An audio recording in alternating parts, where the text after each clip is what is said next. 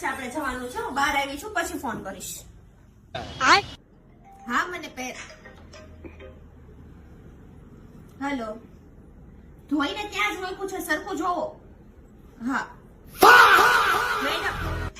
ત્રાસ છે આનો તો. શું છે? હા યાદ છે, હું લેતી આવીશ રસ્તામાંથી. હા મૂકો.